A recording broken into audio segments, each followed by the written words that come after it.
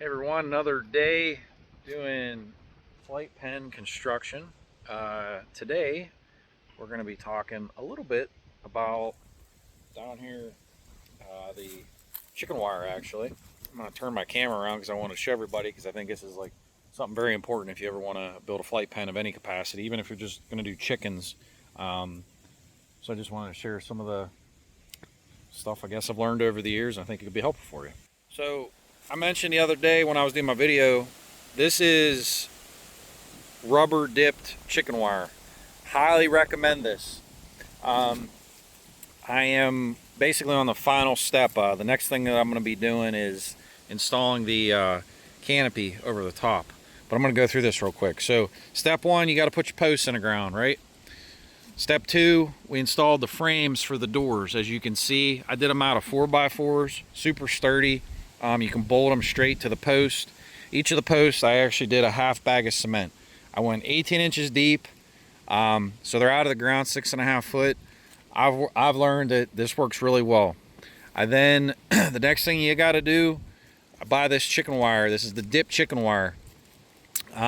It's 8 foot tall, so that leaves me 6.5 foot above the ground to the top of here. And then this is what we were working on today. So it's hard to see, but instead of digging down and trenching it down into the ground here is super hard. It's very difficult to get down in the ground. So what I do is I take the 18 inches and we lay it on the ground and we pin it down with landscaping stakes. So it's done the whole way down, the whole way, all the way. So that way predators can't get in, the birds can't get out, and then if I ever need to like lay additional pins down, or if I need to do extra protection, I can. Also, then with this being rubber, it won't rot. In years past, I used the old-fashioned stuff, which you can see here the difference.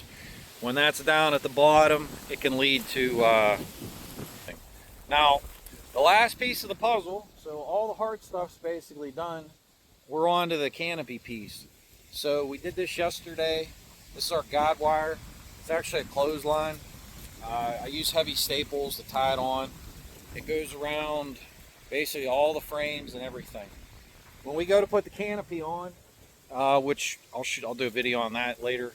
But basically what we will do is we will take zip ties. I take heavy electrical zip ties because I think they work a lot better. And they're a lot easier to deal with. Basically, the canopy will go between my thumb, the guide wire, and then the netting. And we go basically, starting off, we go about every 6 inches, we put a zip tie. Once the whole thing's up in the air, and we'll put 2x4s in the middle and lift it up like a circus tent. We go all the way around, the whole thing. Once we're done, then we go back and fill the gaps in. Basically, then we'll go about in between each zip tie, you put a couple more zip ties to the point that it's super solid and there's no gaps. And at that juncture, I will open up that man door, and the birds in these pens will be able to come in here and utilize this new space. This is roughly 22 foot by 140 foot. Hope this is helpful for you, especially if you ever need to build a pen, and we'll talk soon.